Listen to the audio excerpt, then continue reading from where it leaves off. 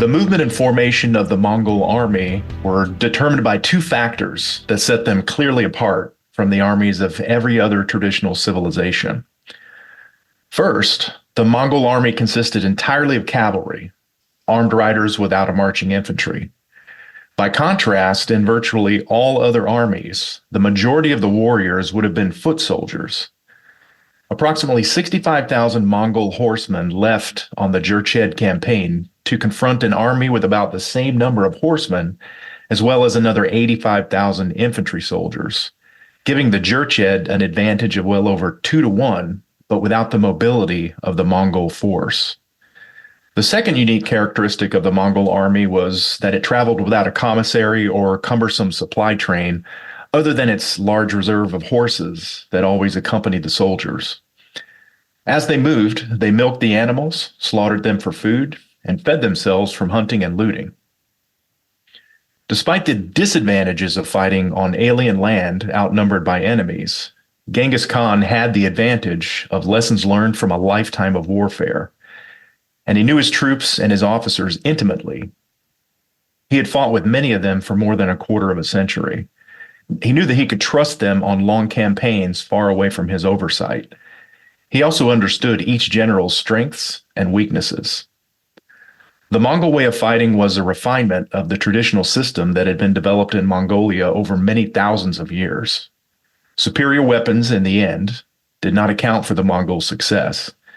Weapon technology does not remain secret for long, and whatever works for one side can be readily adopted for use by the enemy just after a few battles. The Mongol success arose from their cohesion and discipline, bred over millennia as nomads working in small groups, and from their steadfast loyalty to their leader. Warriors everywhere had been taught to die for their leader, but Genghis Khan never asked his men to die for him. Above all else, he waged war with this strategic purpose in mind: to preserve Mongol life. Unlike other generals and emperors in history who easily ordered hundreds of thousands of soldiers to their death, Genghis Khan would never willingly sacrifice a single one. The most important rules that he created for his army concerned the loss of soldiers. So this is an excerpt from the book Genghis Khan and the Making of the Modern World by Jack Weatherford. For today's episode, we're introducing you to the man, Genghis Khan, a giant of human history, a leader of the Mongols, and the conqueror who literally built the largest empire in human history. You're listening to The Cluttered Path, where we pursue entertainment, humor, self-improvement, and meaning in life. My name is Todd, and I'm here with James. Good day. Very happy to be here. So over the next few episodes, we're going to be reading portions of this book. We can only cover so much in this forum, though, so I recommend you go out and buy it yourself just to get the full experience. I highly recommend this book. Yeah, when Todd mentioned this book to me, my first thought was, cool, warrior stuff. Then I started reading and was really got mesmerized by the history. I hope listeners will consider grabbing the book and come along on this journey with us. So just to introduce the topic here, my first introduction to Genghis Khan was when I was a young man in the military. I was serving in 1st Battalion, 6th Marines, and our company first sergeant, a man named Dan Hall, he had gathered us into a classroom for a talk, and he ended up delivering, we called them moto speeches, but he delivered a motivational speech that would turn out to, it ended up being a major inflection point in my life. And when in that speech, he introduced us to this mythical character called the Mangadai warrior. And these were supposedly special ops forces for Genghis Khan, but I have not been able to confirm that. But regardless of whether they're true, whether they actually existed, the Mongols did exist and the Mongolian army did. And our first sergeant spoke of their battlefield success. And generally speaking, they used maneuver warfare. And essentially, you find the enemy, you swarm them with coordinated attacks, and you're always on the move, so you can't, and the enemy can't engage you directly. That's kind of the doctrine of modern Marine Corps warfare, and so he used that as kind of a stepping stone to, just motivating us about just the basics and of leadership and responsibility and being innovative. And it ended up being a really big influence on my adult life. Because on the responsibility front, we were taught as young men to take ownership. And, we just looked at the outcome of any situation that, the outcome is up to me doing my part. And we also talked about our actions being, having an impact on others. And so as we operated, we were to be cognizant of that fact. On the innovation front, we were taught to just take a look at your circumstances and, take what you have and use it to solve problems and find new ways to accomplish things faster and easier. On the leadership front, he spoke of character, where integrity is the vital component. And, one thing I would say is that love is the secret ingredient to good leadership, because good teams are those that really take care of one another. And especially if you're a leader, you should seek to be a servant to others. So that was the motto speech that kind of introduced me to Genghis Khan. But who is this man, Genghis Khan? I left the military just thinking of Genghis Khan as a marauder, and I just sort of took the good ideas and left the bad on the table. I didn't want to think about those. But I recently read this book and it really changed my perspective. Because Genghis Khan has, he's not only had a major impact on little old me, but through this book, I learned that the foundation he laid has shaped all of human history. So, James, what was your impression of Genghis Khan prior to reading this book? When you mention Genghis Khan, the first thing that comes to my mind is, well, that picture that kind of pops up when you ever do a web search for Genghis Khan, right. this warrior guy and reminded to all the reference to him being a brutal warrior. And so this has been an interesting learning experience. It's been a journey. Yeah. So for today, we're going to just introduce Genghis Khan, and we're going to be touching on the highlights of his life and clearing up some of the myths about him. Just to segue into the chat, let's set the table with an overview of Mongolia in the year 1162 AD when Genghis Khan was born. So what was life like back in Mongolia during this time? First off, where is it located? So Mongolia, it's actually located in East Asia. There is a place called Mount Burkan or Burkan, I don't know how to pronounce it, but it's in East Asia. And it's kind of surrounded by China to the south and east and west. So China kind of cradles what was ancient Mongolia. And then immediately to the north is Russian Siberia. So that's the location. But the geography and climate are rather interesting, and they help shape the people, or the Mongols, right? So as far as geography goes, it was a steppe environment, STEPPE. So a steppe is basically a large area of expansive grassland that has very few trees on it, if any. So that was a large majority of the geography of Mongolia. There was also mountainous areas in the west and the central and northeast regions of Mongolia. And then to the south, it was a big desert area. So the climate that, came with that type of geography, it made for very harsh winters with very cold temperatures, and also very hot summers because there were no trees there to block winds. So it made for a very harsh climate, both summer and winter. And honestly, I can't, I can't imagine living in such a harsh climate. Right. I mean, it sounds perpetually uncomfortable. It's like you hear Siberia, well, cold, and you hear desert, well, hot, and yeah, uncomfortable. Not a very welcoming place. No. So that's the geography and climate. And let's, just to take a look at the people of Mongolia. First off, they were nomads. So the geography and climate actually fostered this lifestyle. So they were pastoral, which means they shepherded herds of livestock across the steppes for grazing. So they had sheep, goats, and cattle for their sustenance and trading. And they lived in these gurs, or yurts, these little tents that were made of felt and wood. So they could, easily pack them up and move to, better grazing area for their livestock. But so they lived in these yurts, and they really, honestly, they did not have any claim to a rich history. So the Mongols at the time of, Genghis Khan's birth, they were considered scavengers, and they basically competed with wolves to hunt small animals. So they were nomadic, and as far as their governance, they had a tribal structure. So there were these various tribal groups, and each one of them is led by a chief that they called a Khan. And then these tribes, they formed alliances to fight over resources, kinship, or even political squabbles. But with the harsh winters, the tribes would actually run out of food and supplies. So that's why they'd end up raiding and stealing from other tribes to basically subsist. So that was their tribal structure, and out of that they developed a warrior culture. So the young men, they were trained in horseback riding and archery and combative skills from a very early age.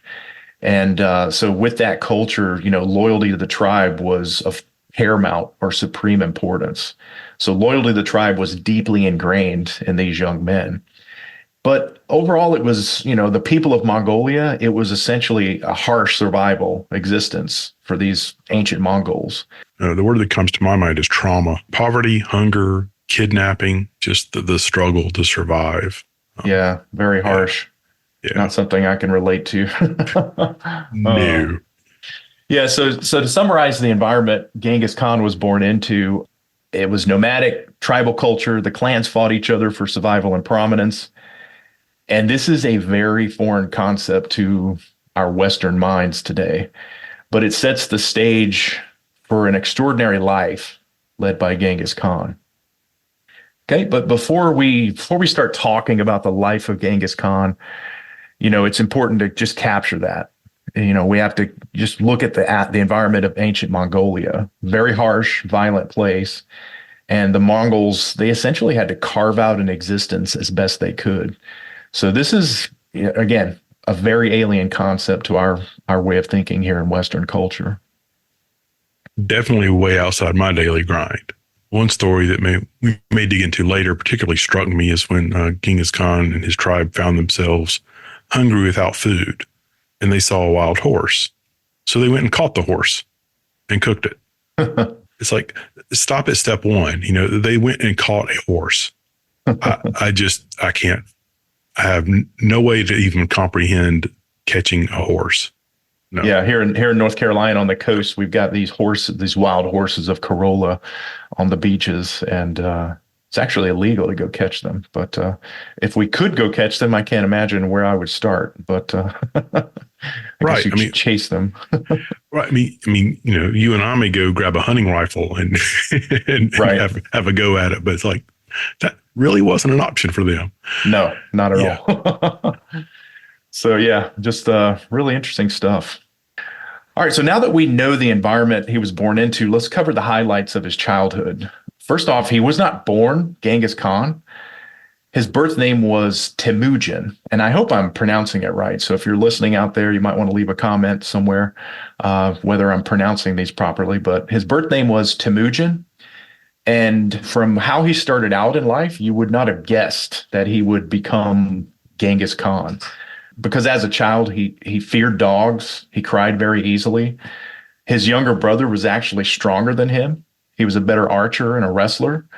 And he was actually bullied by his older half-brother.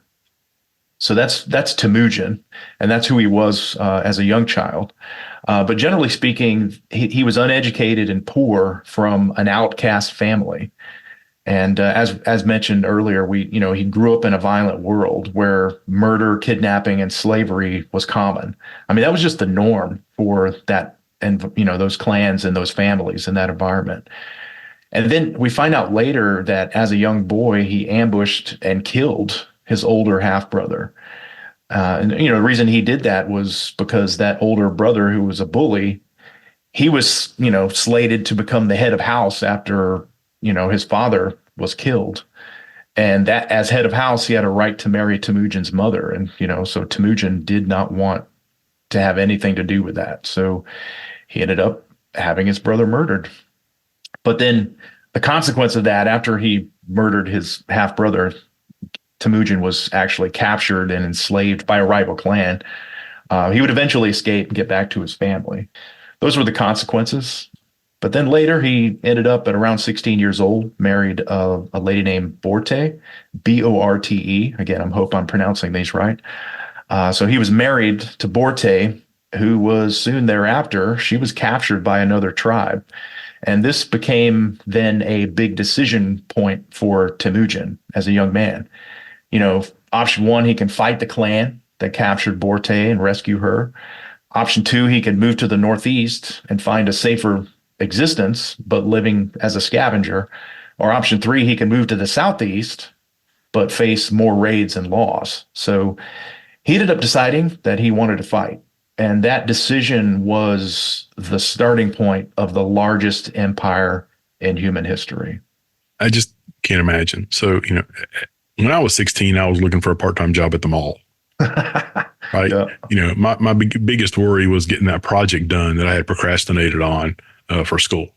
And here you have Temujin by 16, murdering, kidnapping, put into slavery, married, and then having his wife kidnapped. And it is interesting to see how all these events have shaped Genghis Khan or Temujin, how he shaped those choices. And thinking about when I was 16, my big concern was getting a car and being able to drive around and experience that freedom of, going where I sort of wanted to on Friday nights. So, but yeah, at 16, he had a lot of responsibilities and he had a lot on him. But Temujin, it was interesting. So let's, now let's delve into his prowess as a warrior. I mean, at age 16, his wife Borte was captured. He decides to fight, but he was actually a reluctant warrior. I mean, he'd just been married. So his plan, he just wanted to live with his wife and build a life together. But this violent tribal culture and his love for Borte dragged him into the fray. And he would eventually, as a reluctant warrior, he would eventually conquer all of Mongolia and be voted in as the great Khan over all Mongolians. And then, the size of that empire was just staggering. And that's what we learned in the book. So the Mongolian Empire at its peak was actually larger than the US, Canada, Mexico, and Central America all combined. That's just amazing. And the borders spanned from north to south. They spanned from Siberia down to India. From east to west in the northern area, it went from Vietnam to Hungary. And then southern area, it was Korea over to the Balkans. So just a huge empire, the largest one in human history. But here's the kicker, right? The Mongolian population itself was 1 million people total. And Genghis's army was only 100,000 troops by design. So that's how he limited the size of his army to 100,000 troops.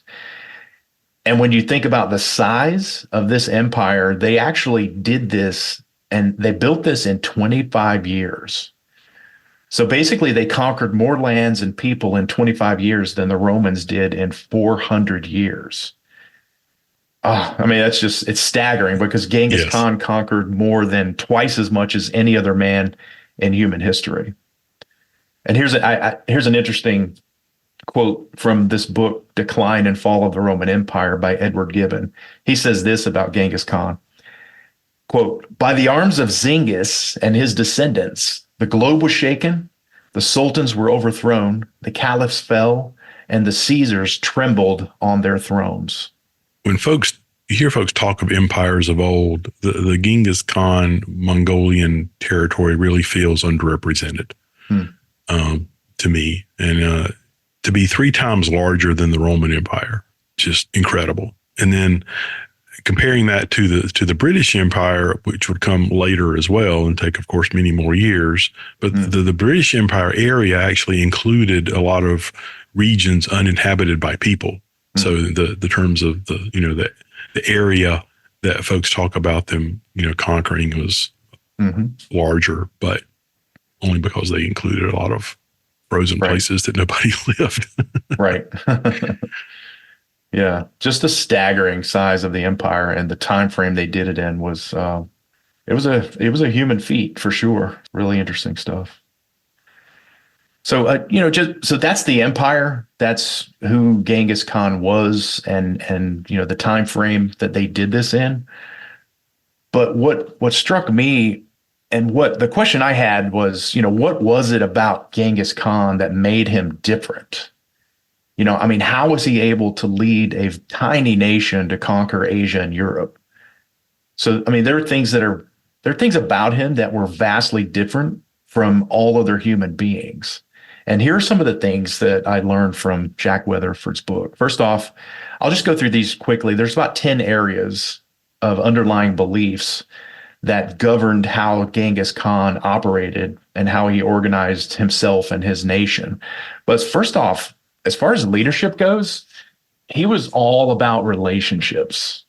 He knew his people intimately, and he fostered amongst them strong relationships built on mutual trust. I mean, that is where his leadership began, with relationships.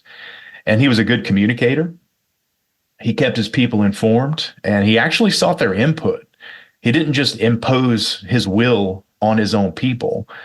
Though, I mean, literally the most junior members of their society they were regarded as partners in decision making. So everybody was expected to understand what was going on and have a voice.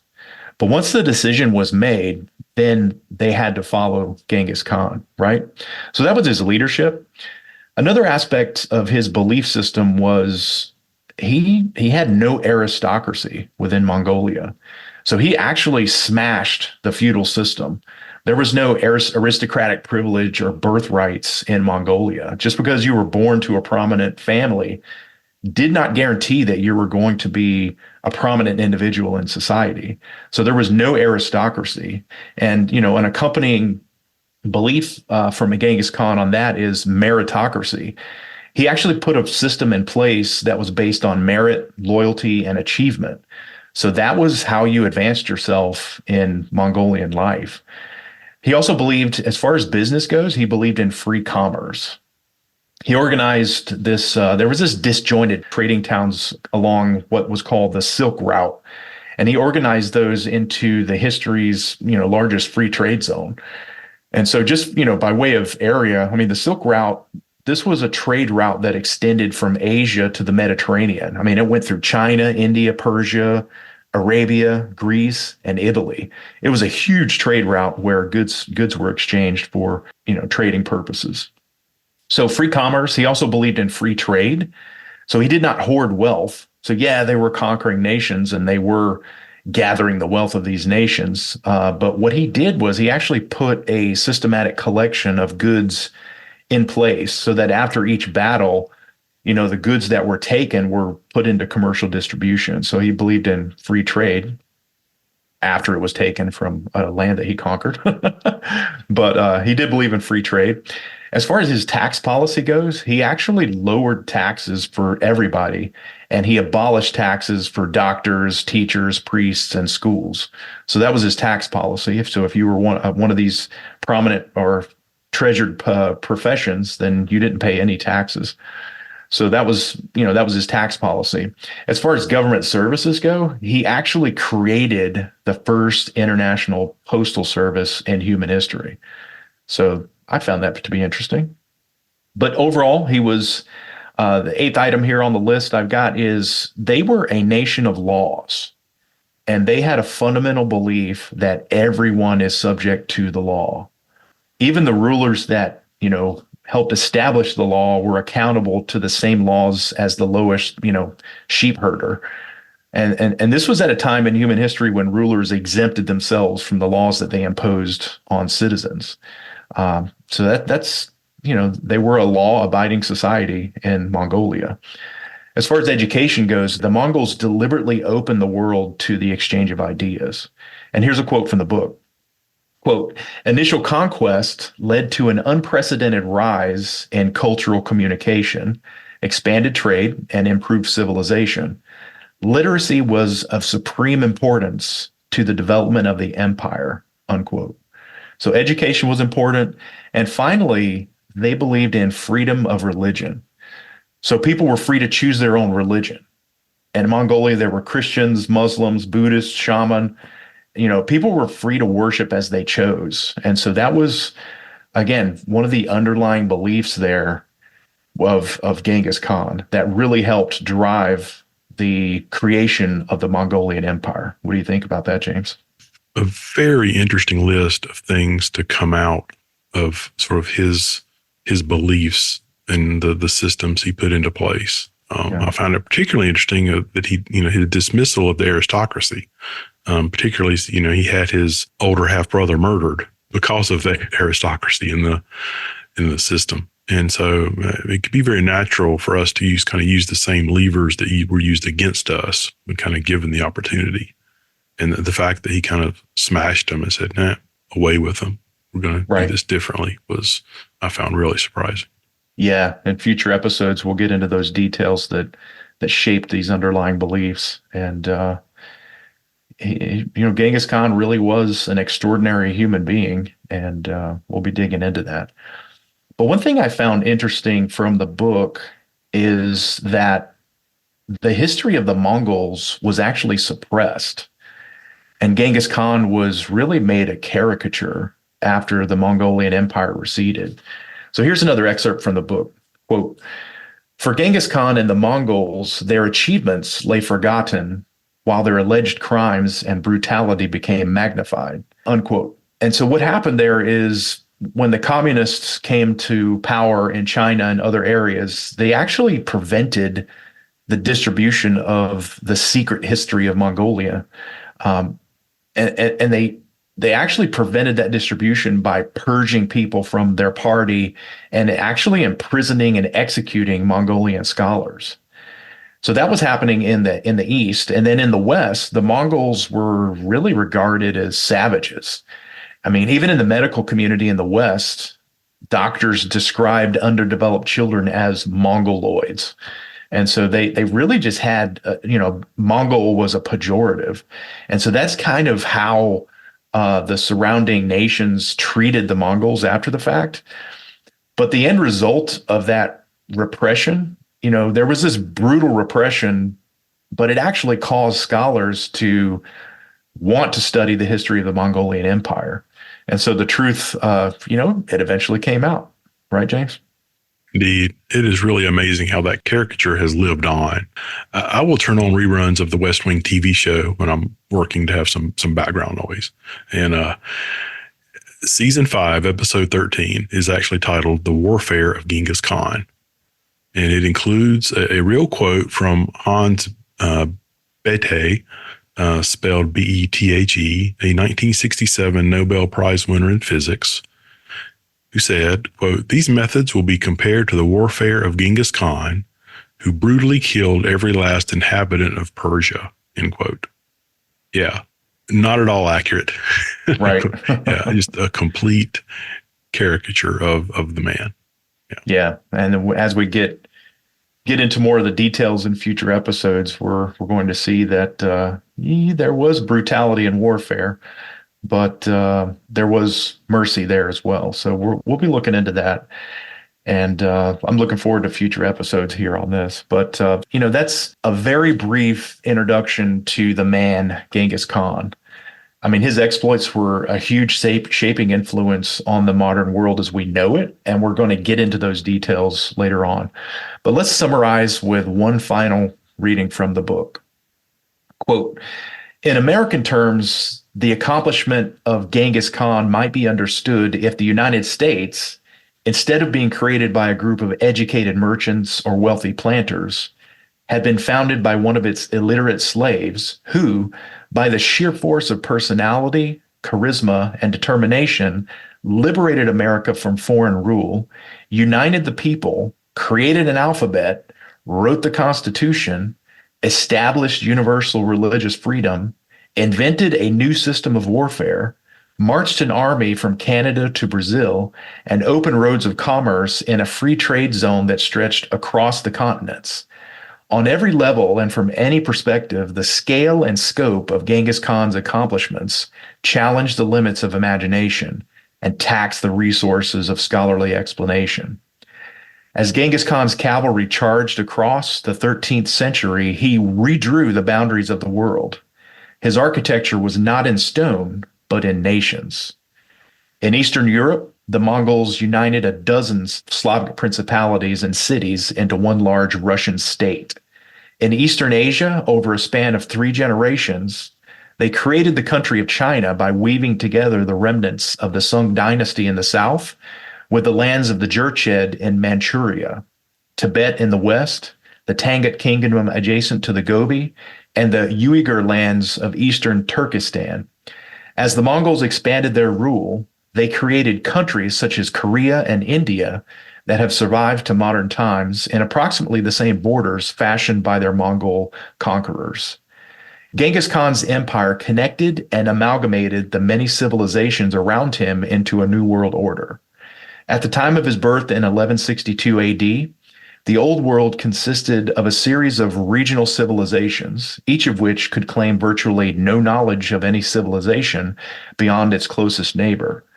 No one in China had heard of Europe, and no one in Europe had heard of China, and so far as is known, no person had made the journey from one to the other. By the time of his death in 1227 AD, Genghis Khan had connected them with diplomatic and commercial contacts that still remain unbroken. So what an amazing legacy. So over the next few episodes, we're going to dig a little deeper into these topics we've briefly touched on today. I know, I'm really looking forward to it. So thank you for joining us on The Cluttered Path. We will catch you on the next episode. We appreciate you joining in this journey. Until next time. Thank you for listening to The Cluttered Path. Today's episode was made possible by the writings of Jack Weatherford from his book, Genghis Khan and the Making of the Modern World. Copyright 2004 by Broadway Books, a division of Penguin Random House. The music for today's episode is used with permission. The song is Southern Road, written and produced by the Lack family.